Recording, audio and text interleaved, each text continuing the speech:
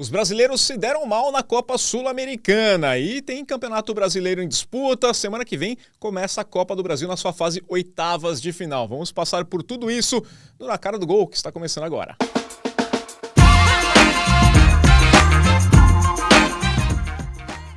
Olá, meu amigo, minha amiga, ligados aqui no canal do Gol. Estamos chegando com mais uma edição do Na Cara no Gol, seu podcast semanal com o melhor do futebol. Estamos aqui mais uma semana, eu, Rafael Bellatini, na apresentação, já pedindo para você deixar o seu like, o seu hype, se inscrever no canal, compartilhar o canal, ouvir também nos agregadores de podcast, né? Chegamos também aos principais agregadores e acompanhado Eduardo Massa. Tudo bem, Massa? Tudo bem, nós falamos tanto da possibilidade de um vexame na Sul-Americana e no fim ele se materializou, né? Se tornou realidade aí. É, situação complicada na Sul-Americana, ainda tem uma chance de dar uma amenizada, mas é uma situação que daqui a pouco a gente comenta mais. Tudo bem, Rodrigo Debrum?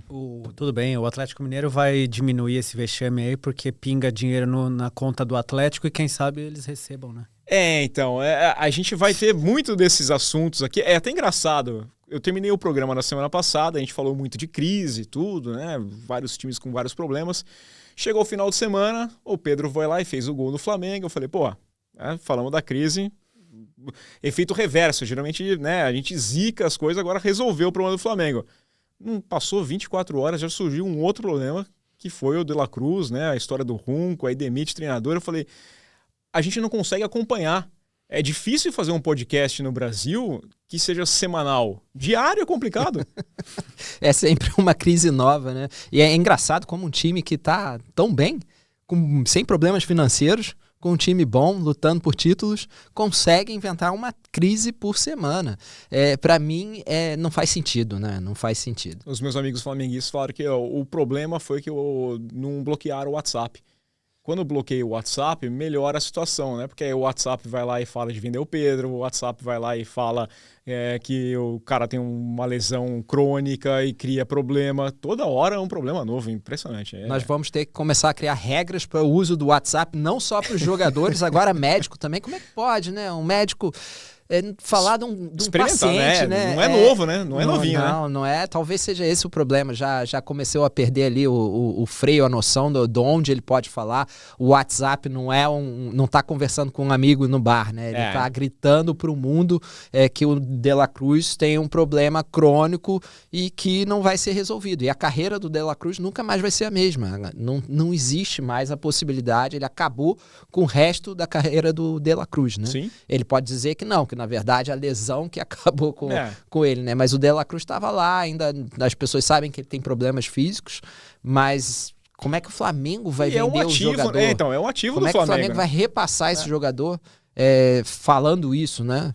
Porque o Flamengo aceitou. Se ele tinha algum problema crônico antes, o Flamengo ainda assim aceitou. Agora é muito difícil, né? Agora, é engraçado até que quando eu fui assessor de imprensa na Ponte Preta, eu tinha uma conversa muito longa, lembro de ter conversado com o Dr. Roberto Nishimura, e ele falando que ele não poderia nem passar qual que era o diagnóstico para a imprensa, porque pertence à pessoa, né? Então era o jogador. Se ele teve uma lesão, é o jogador que tem que falar, ele tem que liberar, tem que ter um monte de coisa da ética médica. E aí essa conversa simplesmente vai lá no WhatsApp, tem um problema aqui, é um problemaço, o cara tá fora. Coisas que você não consegue explicar, e ainda mais futebol brasileiro com questões de torcida. Eu até brinquei semana passada sobre o negócio do esporte, e o negócio ficou muito mais pesado depois. Fui ver outros vídeos e depois teve o Vasco também, né? O jogador falando, o torcedor falando, eu sei onde que tá, e isso aqui já ultrapassa limite. O Atlético Mineiro... Esse ninguém esperava, né? Porque foi tão de repente. Pelo que eu entendi, teve um jogador que entrou na justiça, mas ficou na dele, né? Aliás, aquele grupo de jogadores que é o Igor Scarpa, Gomes, extra-oficial, né? Isso, era um grupo ali de 3 ou 4 e quem foi mais com o pé na porta foi o Rony e no fim conseguiram se acertar. Eu acho que o Scarpa tá traumatizado, né? O Scarpa já... Ele tem tomado muito golpe. Eu sinto que essa crise no Atlético ali tem um pouco a ver com o trauma do Scarpa, né? Porque o Scarpa já... Será que o William Bigode é dirigente do Galo? Não... Ai, meu Deus, isso aqui é o Scarpa, olha, pouca gente, mas ele faz cubo mágico. Né? Mas dito isso, eu acho que tem duas coisas aqui que eu acho interessante. Primeiro, a realidade do Atlético Mineiro não me parece pior do que de muitos outros clubes no Brasil, né? Eu achei estranho essa movimentação por causa disso, porque não foram atrasos de meses, pelo que se apurou para já, foram atrasos de dias. E é muito estranho você ter uma mobilização dessa por um atraso de dias e a diretoria não conseguir contornar isso de uma forma que isso não vire um problema maior.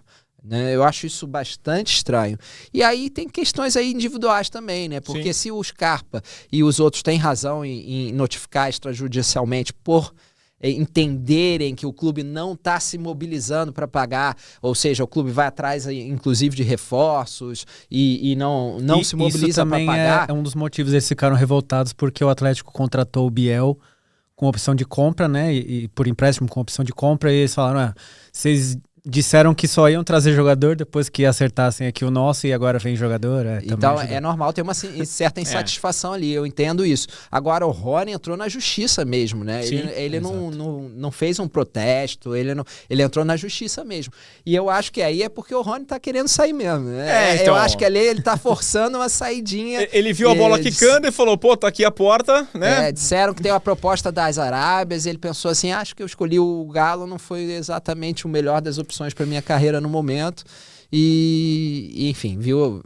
A oportunidade pintou. A oportunidade está lá, né? O que eu achei estranho, por exemplo, são os jogadores, duas coisas estranhas, né? Os jogadores do Atlético treinaram com os bolsos para fora para sinalizar que não estão recebendo salário. Em primeiro lugar, que calção que tem bolso. Eu fiquei bem na dúvida com isso, porque o calção geralmente não tem bolso, né? E a gente não costuma ver uma demonstração tão gráfica assim, né? Os caras já reclamaram, já foram... Agora, E essa é a segunda questão que eu falei. Eu acho que está mudando um pouco a mentalidade dos jogadores e dos clubes, né?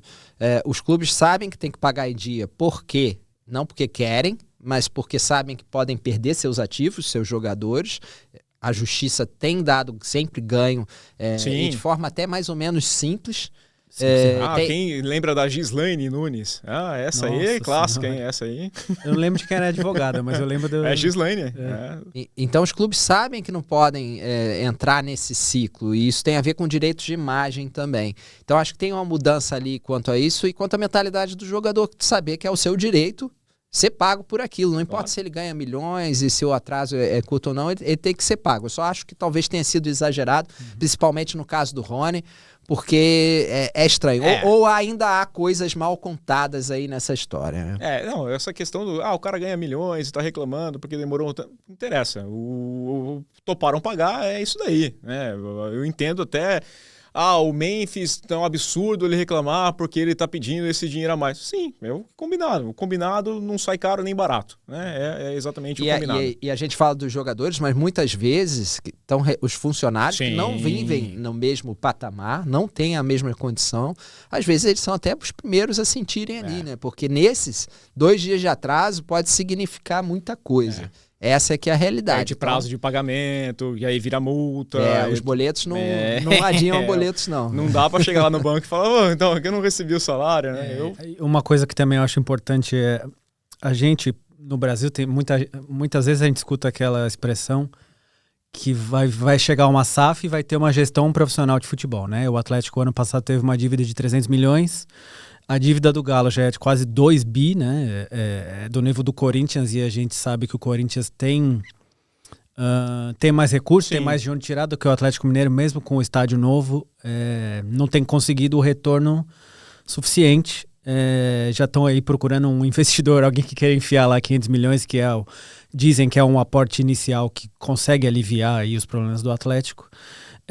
Então é importante dizer também que SAF não é garantia nenhuma de gestão profissional, e no Brasil, pelo que a gente tem visto nos últimos anos, a do Vasco, o John Textor também sempre faz aquelas operações ali obscuras dele, a do Atlético, para já não tenho visto aí gestão profissional em SAF, talvez a do Palmeiras. Que não é uma SAF, né? Que não é uma SAF. É uma gestão profissional de fato. Exatamente. Né? Talvez pela Leila.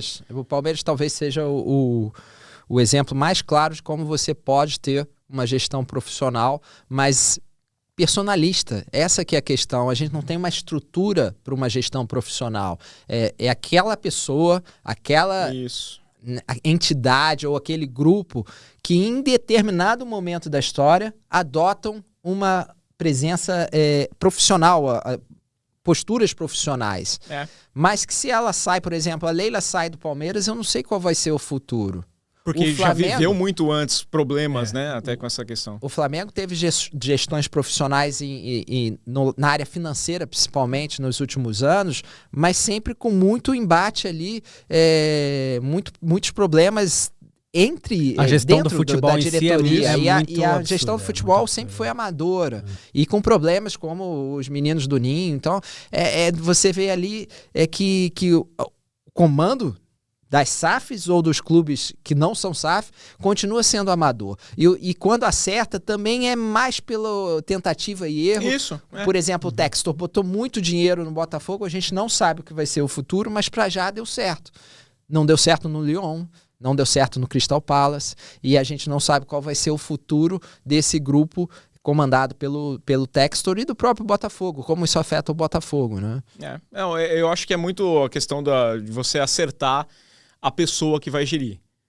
Infelizmente, nós temos, eu acho que é reflexo, né, geral, é uma questão, né, que vai para todos os lados.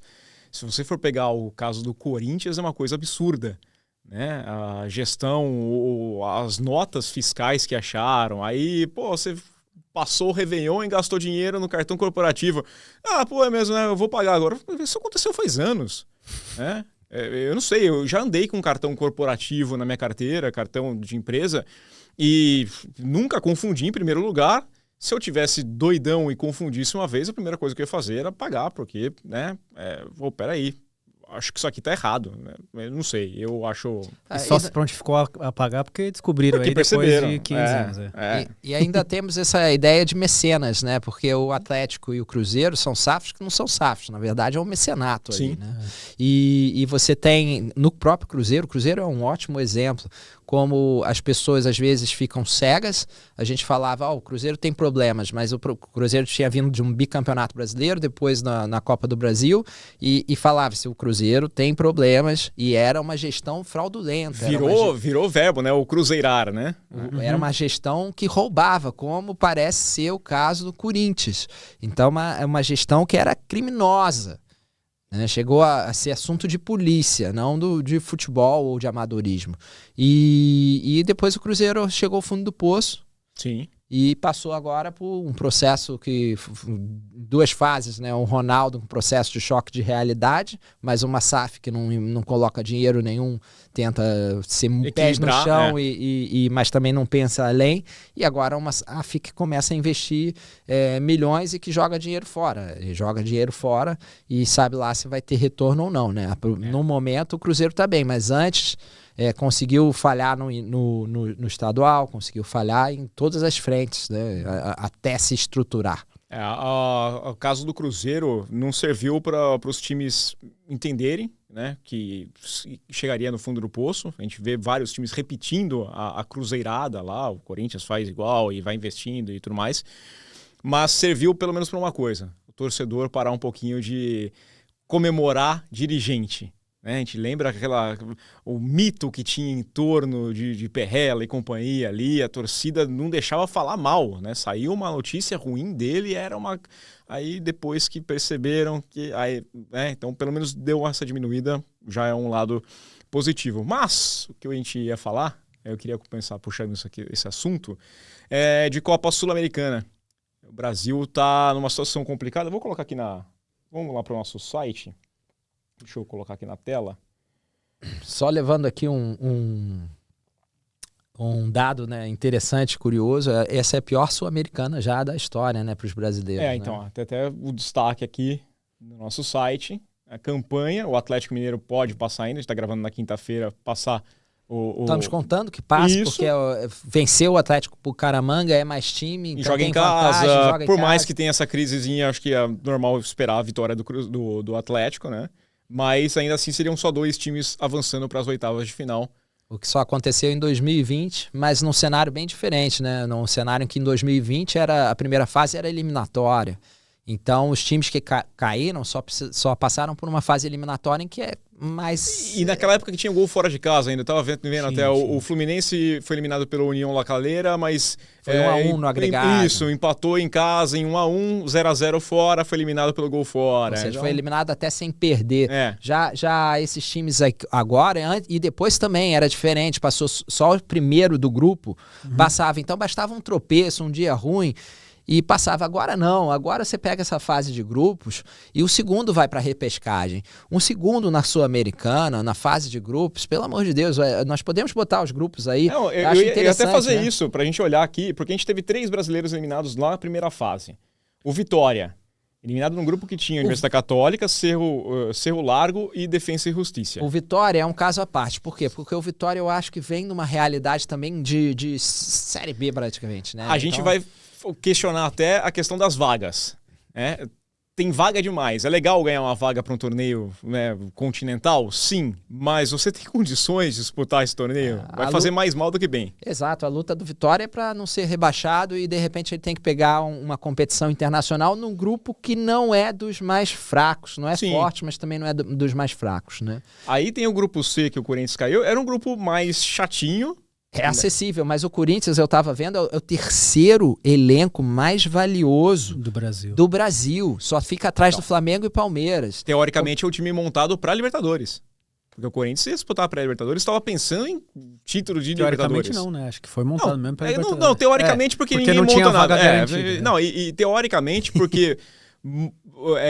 eu não sei se eles tiveram competência suficiente para montar um time que fosse competitivo para de fato. Eu não fiz esse levantamento, mas eu faço até um desafio que eu acho que o Depay, o ano do Depay deve pagar aí umas folhas salariais do América de Cali ou do Huracan, né? O América de Cali que avançou, né? Passou pelo Bahia, daqui a pouco a gente fala lá.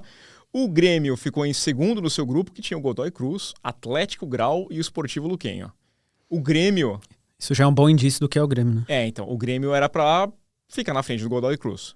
Passar em primeiro era meio que obrigação.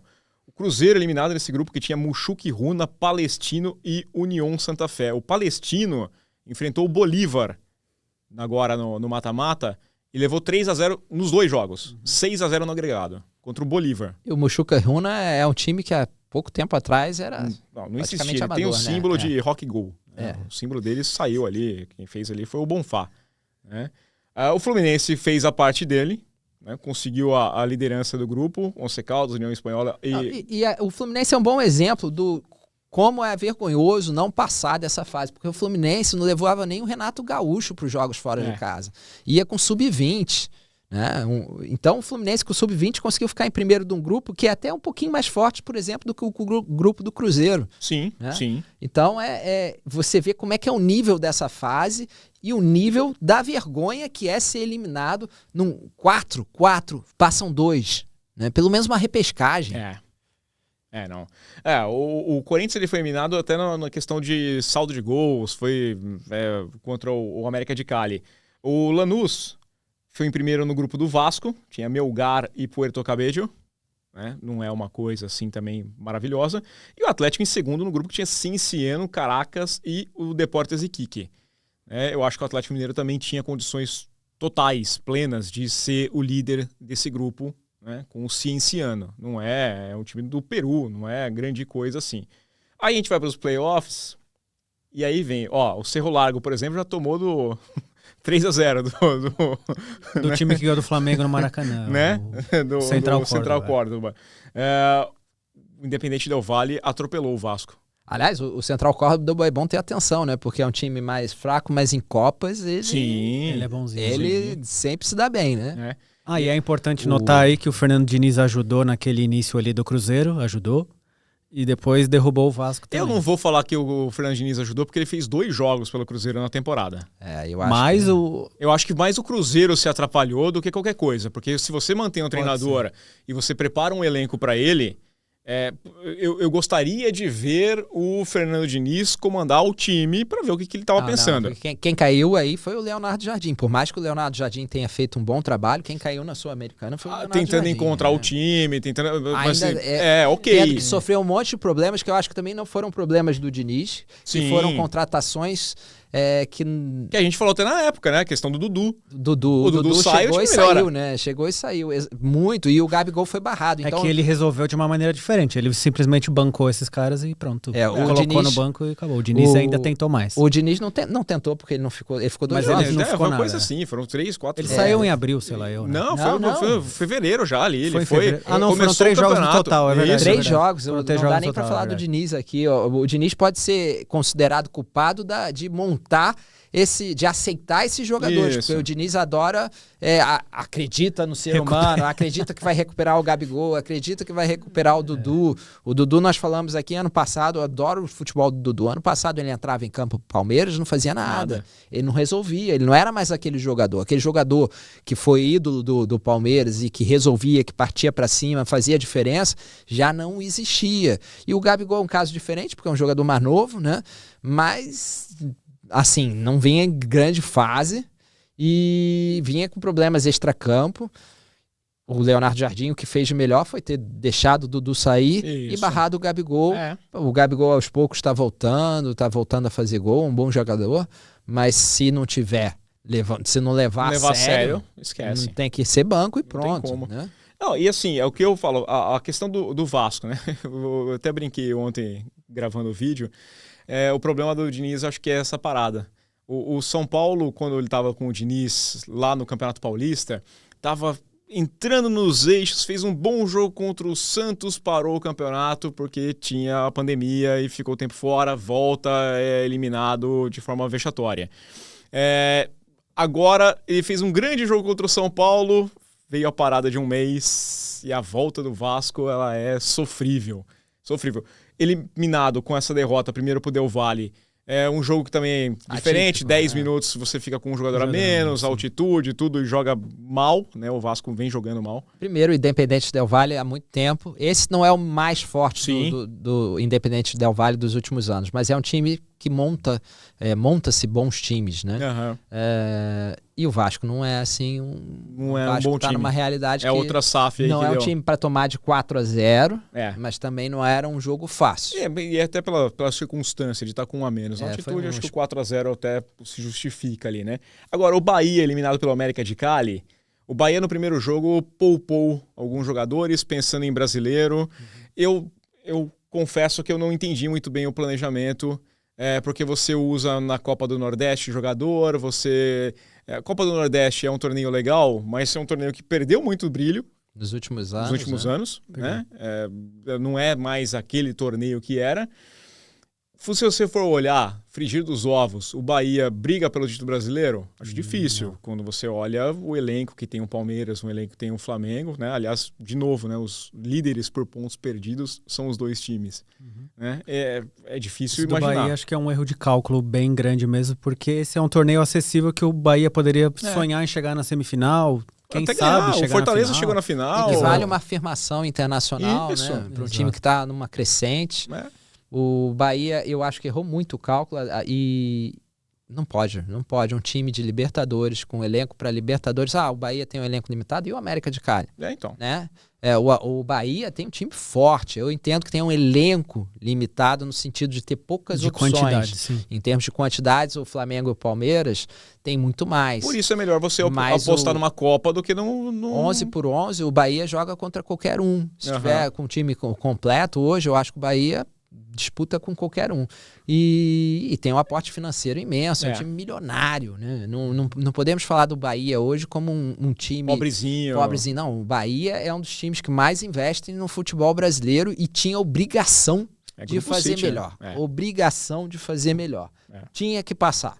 Ponto. Assim como o Grêmio, né? Esse Aliança Lima é muito fraco. A gente não conseguiu entender como o Aliança Lima tinha eliminado o Boca Juniors. E eliminou o Grêmio agora. O Grêmio o gol de Barcos até, né? Outra coisa inexplicável, o Grêmio também com problemas financeiros e vinha numa gestão, foi até engraçado quando o Grêmio foi rebaixado a última vez, Porque era uma gestão tão equilibrada, tão certinha, o time estava arrumado e aí no fim acabou caindo, né? Alguns erros ali na trajetória. Mas o Grêmio a gente comentou naquelas nossas previsões antes do Brasileirão, que fez contratações ali obscuras que a gente não entendia muito bem. Planejamento todo. O jogador que veio da Bélgica, depois não confia em treinador, aí troca e traz o Mano Menezes, que também já é difícil você esperar que o Mano tire. Até no Fluminense eu reconheço que o Mano tirou ali um bom trabalho, que era algo que ele não fazia há algum tempo, mas no Fluminense ele foi bem, salvou o clube. Mas o Grêmio eu não sei, porque não tem ninguém ali para resolver, para chamar a responsabilidade. Não vejo o Grêmio esse ano. Eu acho que pro Grêmio foi bom sair logo daí. Isso que eu ia falar, sai da Sul-Americana, mas eu não sei se isso vai ajudar. Temos que lembrar que o que o Mano fez no Fluminense foi pegar um time que tinha sido campeão no ano anterior, mas que estava em baixa, com jogadores em baixa, e dar a segurança que faltava, mas era um time com valores, né? Com valores para muito mais do que lutar contra o rebaixamento. O Grêmio não. O Grêmio é um time limitado.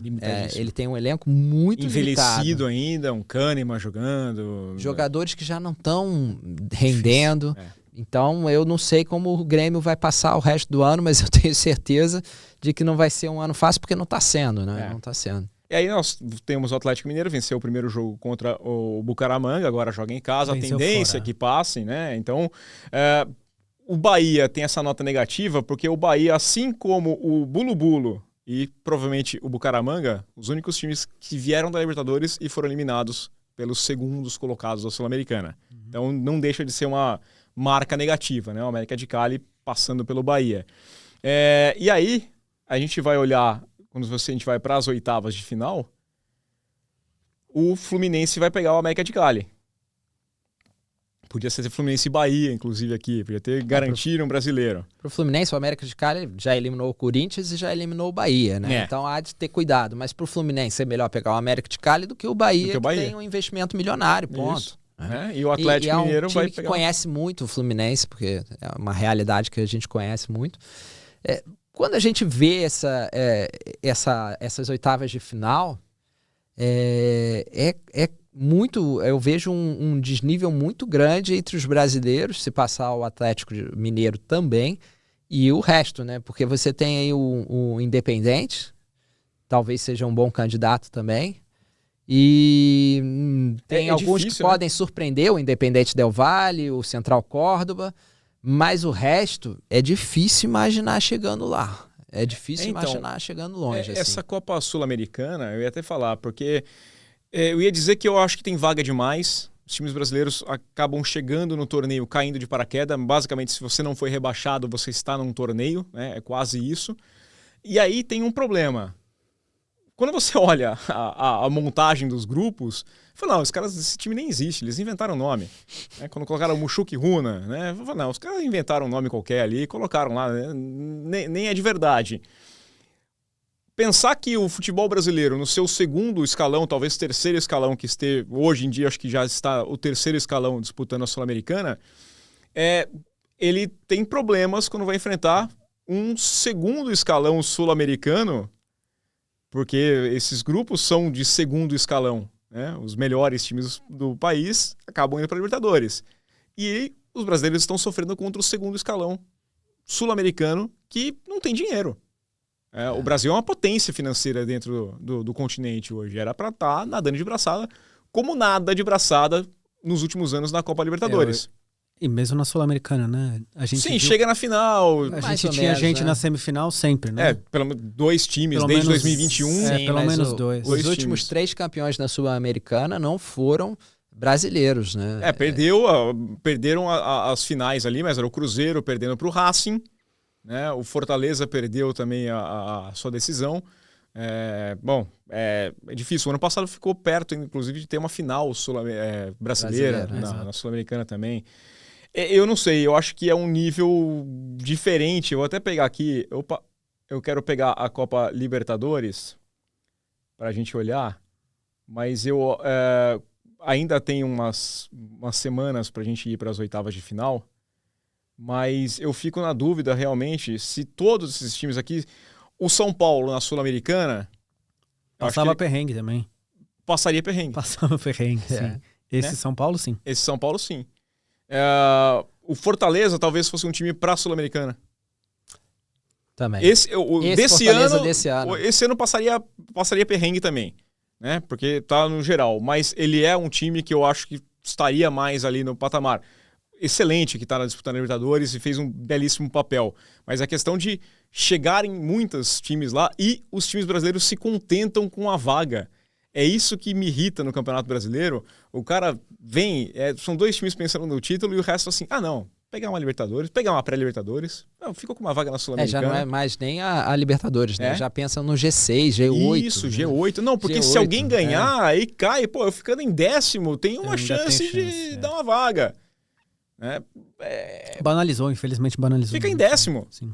Eu sou da época que o Libertadores ia o campeão e o vice. Isso é uma tendência mundial. Você vê Eurocopa, você vê Copa do Mundo, cada vez mais assim.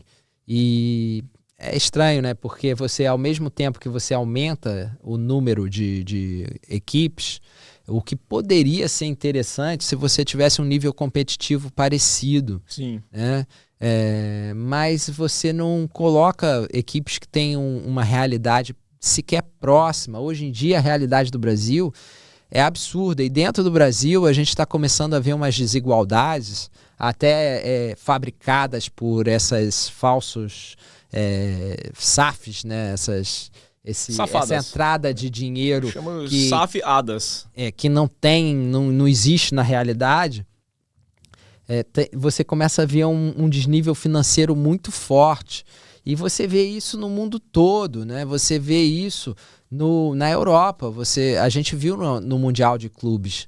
Você pega o segundo nível da Europa, eles têm muito mais dinheiro já do que o Brasil, né? Mas a realidade é mais ou menos parecida. Por quê? Porque a globalização do futebol fez com que você tenha meia dúzia de super times. E onde o dinheiro vai, o resto começa a ficar de lado. O futebol italiano é um exemplo disso. Você pega uma Juventus hoje e é difícil competir com o Real Madrid, Barcelona e os times da Premier League. A Premier League tem acumulado tanto dinheiro que ela consegue ter times de médio porte que são superiores a muitos times das outras grandes ligas. E a gente não está falando de ligas médias, né? A gente não está falando de Brasileirão, não está falando do holandês, está falando mesmo de italiano. Então, isso é uma realidade que tem sido difícil, na verdade, lutar contra. E o top 6 ali ilustra justamente o que você falou, porque ou são os clubes mais ricos do Brasil ou SAFs. Mas eu quero destacar, inclusive Flamengo e Palmeiras são 2 times que não são SAFs, são times que são bem geridos, né? O Flamengo entendeu como ele pode produzir dinheiro e ele é uma máquina de fazer dinheiro. E então tem uma margem de erro e ele erra bastante, né? Inclusive erra demais, mas se não errasse, o Flamengo ganhava já tinha acabado tudo, não tinha graça para nada mais, né? O Palmeiras é um time extremamente bem gerido. É um time que recebeu um aporte interessante lá atrás. A gente vai fregar desde a passagem do Beluso, começando a arrumar, o Paulo Nobre, né? E o Gagliotti e a Leila fazendo um investimento no primeiro momento com a Crefisa, colocando dinheiro, contratando o jogador, depois equilibrando as contas e indo. O Palmeiras é um time que não encanta pelo seu elenco. Você não olha o time do Palmeiras e fala assim, nossa, que elenco espetacular. Mas é um time muito bem treinado. E aí tem o dedo do Abel. E eu acho muito interessante isso, né? Que o Palmeiras mostra que essa estabilidade é importante até para isso. O Abel, ele sabe muito bem como funciona o elenco dele. Sai uma peça, você não vai sentir tanto, porque o Abel sabe qual que é a necessidade, o que vai colocar. Qual que é o problema de você ficar mudando de treinador toda hora, como faz até o Flamengo, como faz o Corinthians, o Cruzeiro, todos os outros times. O treinador chega, ele quer os dele, traz os dele, não dá certo, ele vai embora, traz outro, esse outro não quer mais isso aqui, ele quer outro. Isso, então você forma um elenco inchado, que gera crise, que gasta dinheiro. Então o Palmeiras tem esse grande mérito. O Abel até, ele sempre diz em entrevistas que ele gosta de ter ali 26 jogadores e ele não quer trabalhar com mais gente do que isso e pronto. E é ótimo. Você vê essa classificação e você podia botar ali o dinheiro investido e só o Bragantino... Para ser justo, o Bragantino não investe que é intruso nem ali. perto do outro. Mas é intruso. Hoje mais bem administrado por conta do Mas grupo Red Bull, né? eu digo, o Bragantino não vai terminar aí. Não. Ponto. O Bragantino não vai terminar aí. O Mirassol é impressionante. O Mirassol, sim, é impressionante. São 7 jogos de vencibilidade no Mirassol, sendo que venceu 5, não leva gol nos últimos 2 jogos, né? São vitórias contra o Ceará e contra o Santos, 2-0, 3-0.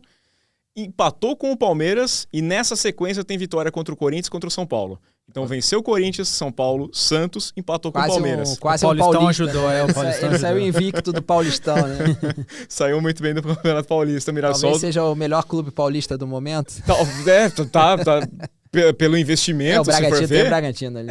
E tem o Palmeiras, mas pelo investimento, pelo tudo, assim, é impressionante. É incrível. É impressionante. E você vê, não tem muito como fugir. O Fluminense vai acabar ali entre os 8, obviamente está abaixo o investimento desses que nós falamos, mas também tem um investimento maior do que a maior parte dos rivais ali dessa zona intermediária ali da marca da Sul-Americana.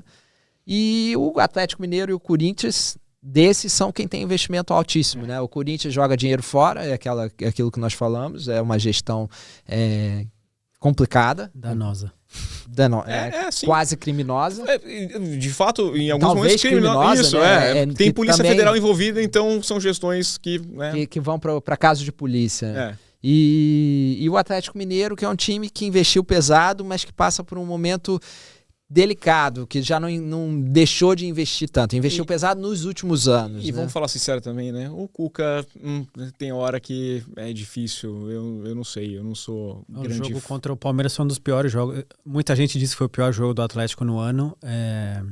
E acabou que virou um time dependente do Hulk. Quando o Hulk não resolve tudo, o Atlético... Você olha um time completamente sem criatividade. É um Hulk que já não é o mesmo, né? Sim.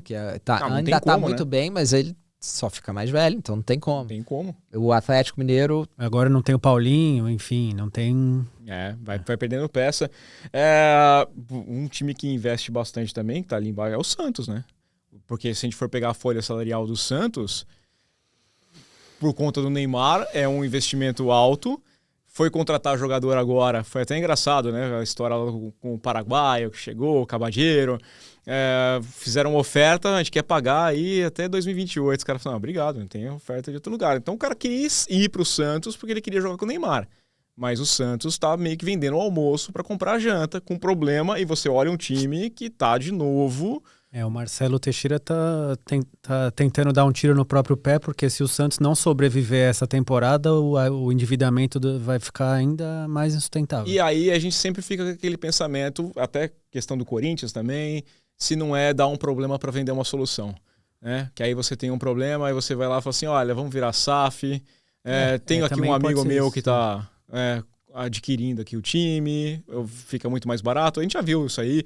Quantas privatizações estatais foram feitas assim, né? Você sucateia tudo e aí passa para alguém que aí imediatamente começa a fazer o Neymar dinheiro. Vai comprar, né? Não sei se vai comprar, se não vai.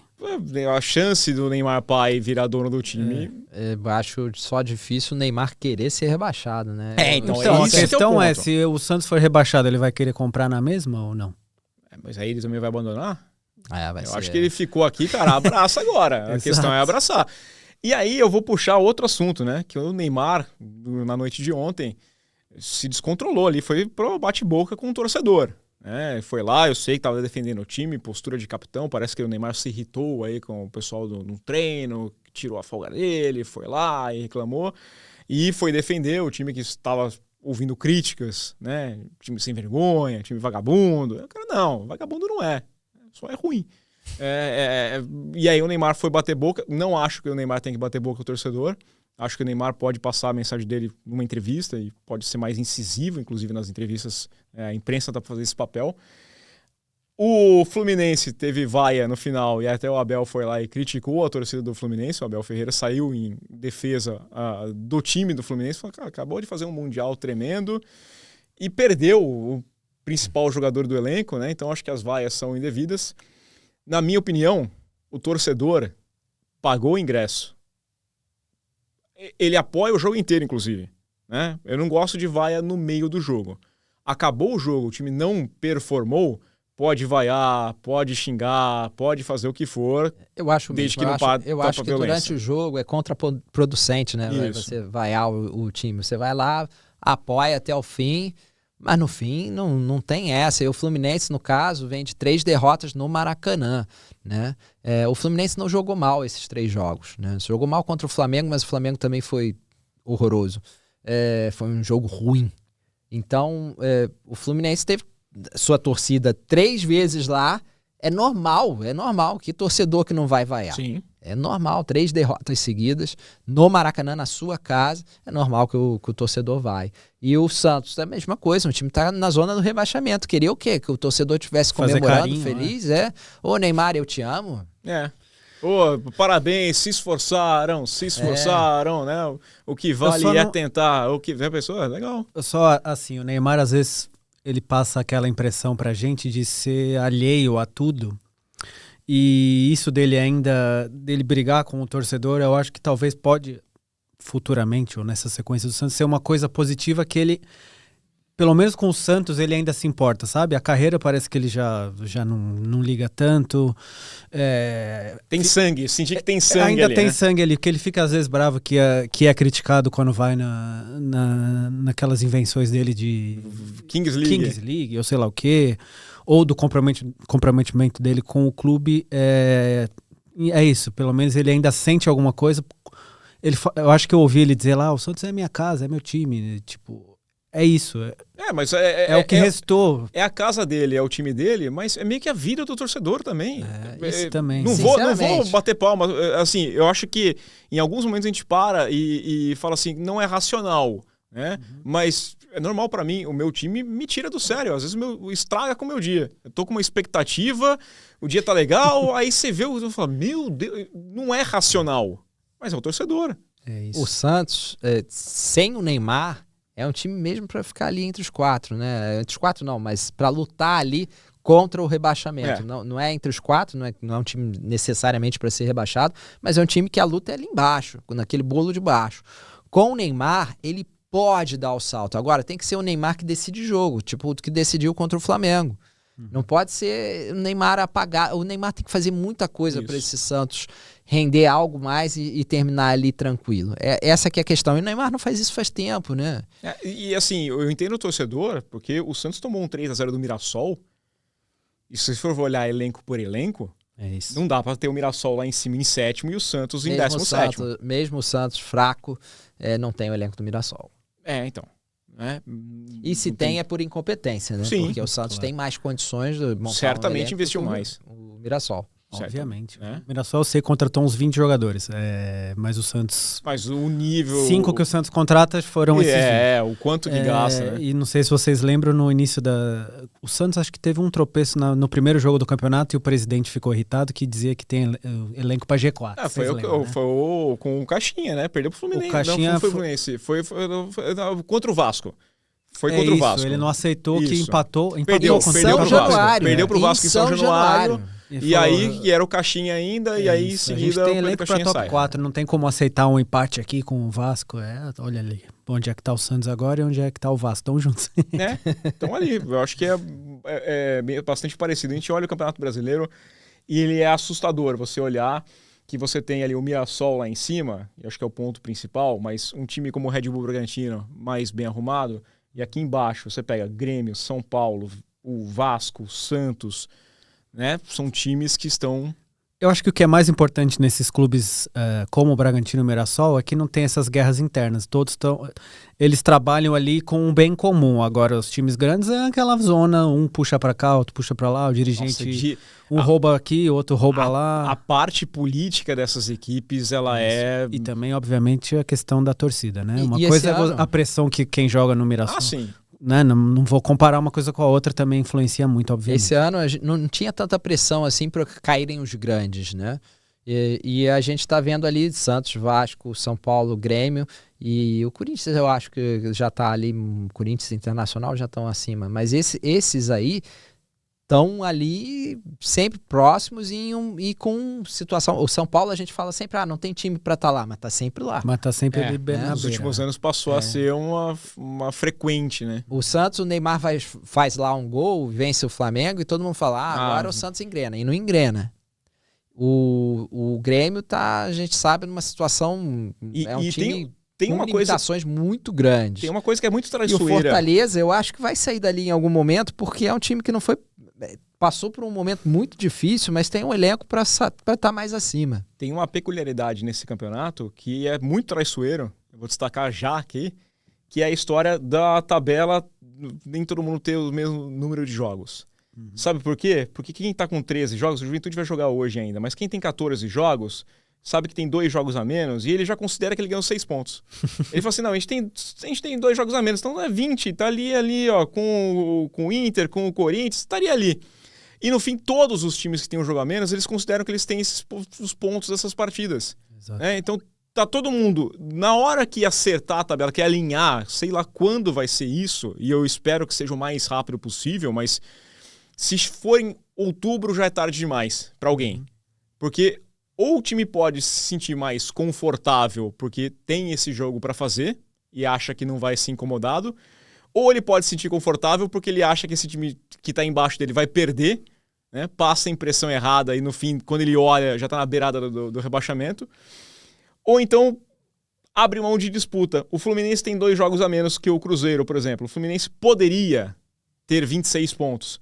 Se tivesse 26 pontos hoje, olhando na 5ª posição na tabela, pensaria que a briga dele é pelo título. Que eu posso brigar lá em cima, posso brigar por um G4. Com 20 pontos, o time pode sentir que agora é disputar o resto do Brasil. Na Sul-Americana, com o Renato Gaúcho, que adora fazer isso. Já vão passear no Brasileiro. Eu acho que o Fluminense vai largar o Brasileiro. É a sensação que eu tenho. E nós tivemos ali, pior, o Juventude. 13 jogos. Então. O Juventude está ali abaixo do Santos, do Vasco, mas ele pode dar um pulo. E o Vitória tem 16 jogos. Ou seja, o Vitória parece que está... eu estou acima do Vasco, do Santos, mas está ali com 2 jogos a mais. Né? Então, realmente engana muito. É traiçoeiro. É traiçoeiro. Eu gostaria que isso fosse resolvido rapidamente. O Santos pode pensar. Pra gente ter uma noção, num campeonato tão equilibrado, isso faz diferença, né? O Santos tem um jogo contra o Palmeiras. O Santos pode pensar que ele vai jogar e ele pode chegar em 17. Estaria mais tranquilo ali, em 13º.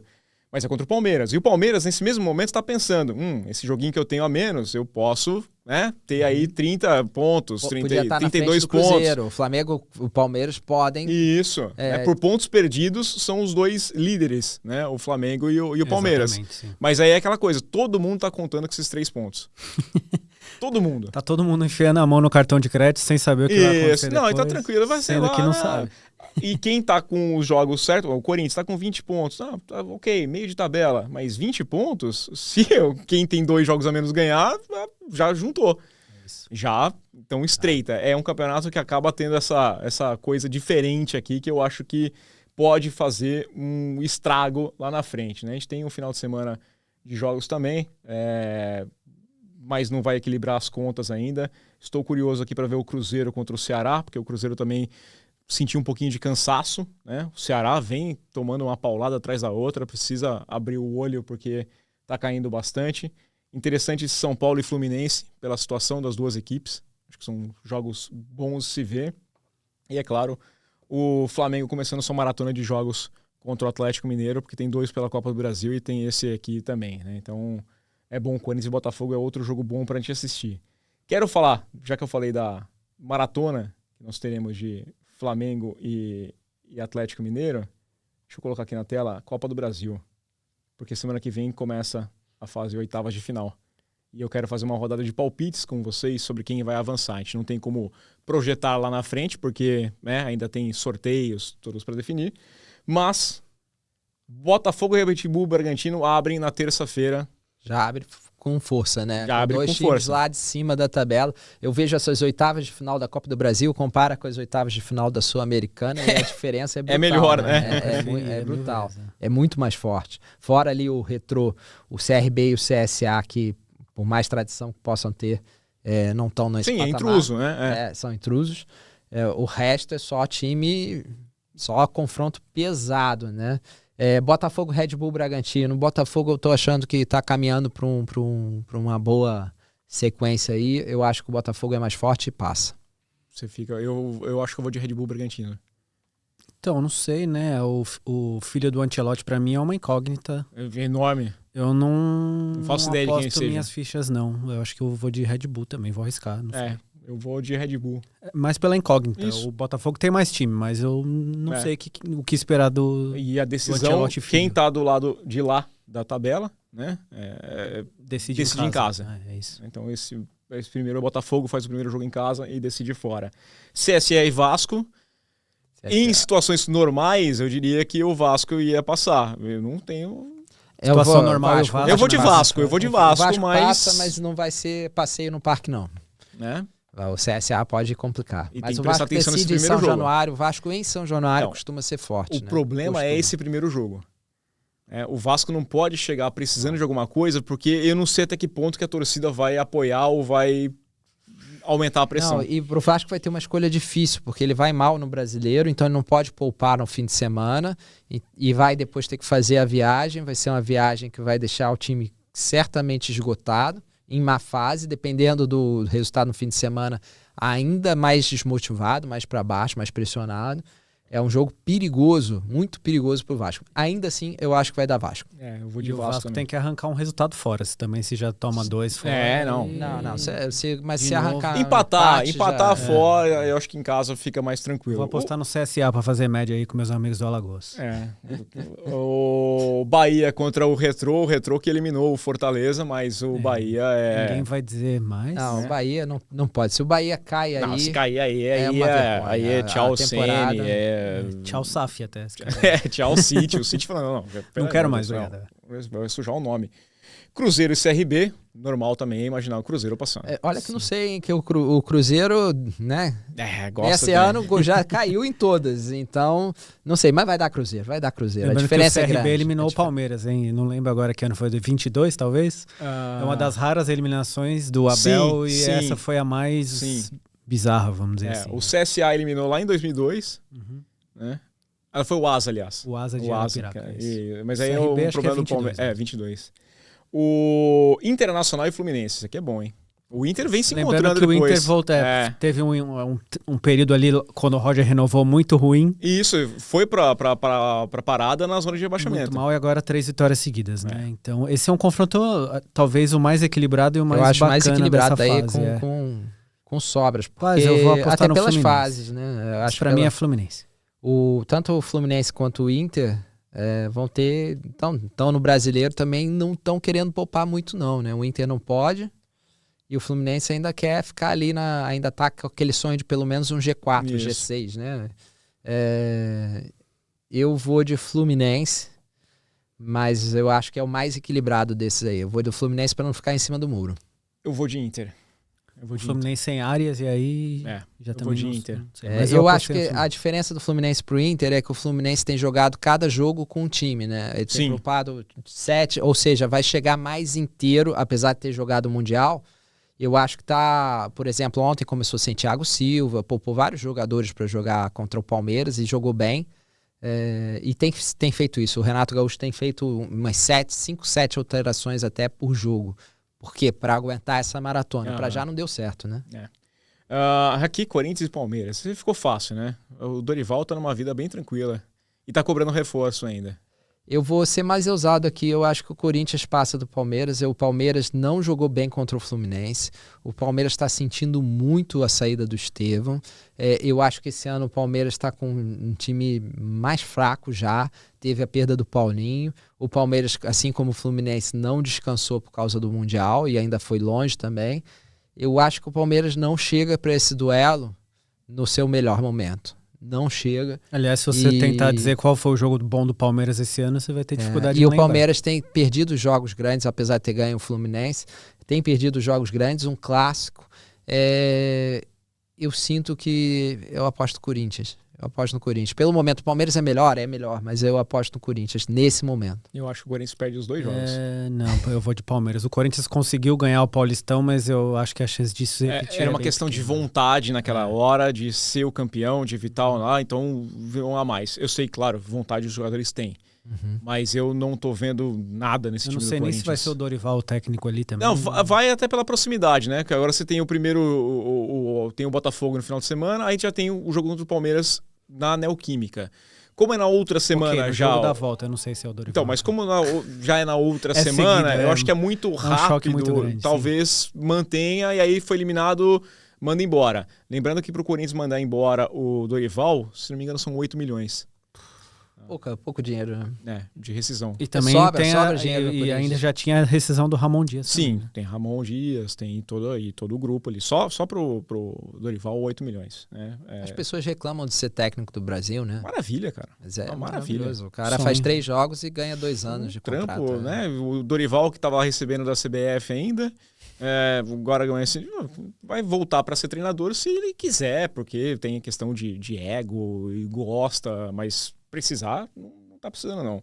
São Paulo e Atlético Paranaense. O Atlético Paranaense mal na Série B, tá em 9º, acho eu. São Paulo mal no Brasileirão.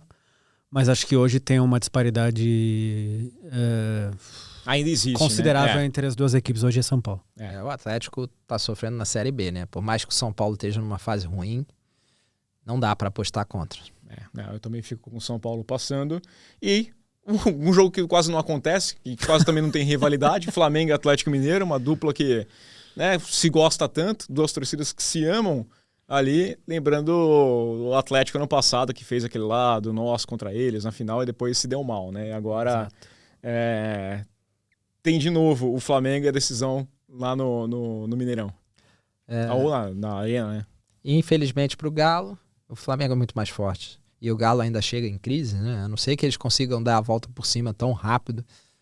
Para mim, Flamengo, e eu acho que não vai ser tão equilibrado assim quanto deveria ser esse jogo. Eu fico com essa aí, eu acho que dá Flamengo também.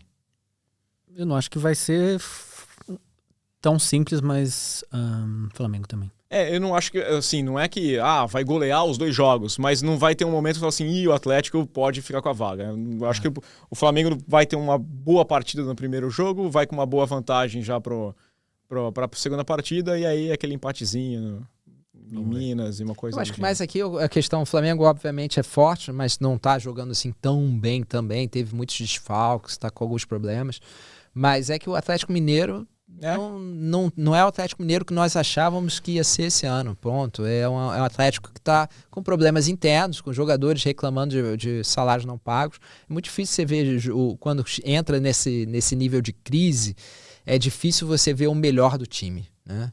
A não ser que eles deem a volta e arranjem motivação, isso como alguma motivação, eu não vejo como o Galo, nesse momento de crise, fazer frente ao Flamengo.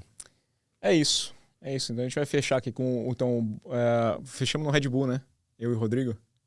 Vocês fecharam o Red Bull. Eu vou Botafogo. Aqui, o Red Bull, Vasco, Bahia, Cruzeiro... eu não lembro. Foram 2 votos Fluminense. Fluminense, Palmeiras, São Paulo e Flamengo. É isso. Iriam para as quartas de final. Vamos ver aqui. É bom, porque aí quem foi eliminado pela gente vai falar assim, tá vendo? Vocês imagina o torcedor do Atlético Mineiro. Ninguém acredita na gente, serve de motivação, né? Acho que nem a motivação do torcedor não é a mesma dos jogadores, né? Os jogadores, e assim... Como disse o Danilo quando se apresentou ao Botafogo, né? Não sei se vocês viram essa declaração, que ele vai honrar o dinheiro do Textor. Né? Então, o jogador do Atlético Mineiro, nesse momento, não tem dinheiro para honrar, entendeu? E assim, eu acho engraçado, o pessoal fala assim, o jogador é mercenário, trabalha por... Assim, todo mundo trabalha por dinheiro, né? Não, com certeza, né? Mas que é estranho um jogador dizer que vai honrar o dinheiro do Textor, não é o dinheiro do Botafogo, nem é o dinheiro do Textor. Bom, pelo menos ele sabe de onde vem o dinheiro. É isso aí. O importante é saber de onde está vindo o dinheiro. e o importante é estar vindo o dinheiro, né? O importante, no fim, é ele jogar a bola quando entrar em campo. Isso aí, né? Pelo menos você tem que honrar o contrato, né? Fechou que você vai jogar futebol, aí interessa. Os 2 lados têm que cumprir sua parte no contrato. Massa. Até a próxima semana. Prazer. Rodrigão. Até a próxima. Até a próxima. Pessoal, espero que vocês tenham gostado. Ficamos por aqui com mais uma edição de Na Cara do Gol. Ó, deixa o seu like, o seu hype, se inscreva no canal, compartilhe o canal do Gol, confira a nossa programação, tem o Gol nas Américas, o Gol no Mercado, tem o nosso diário também. Então fique ligado na nossa programação e a gente volta semana que vem com mais um episódio. Valeu!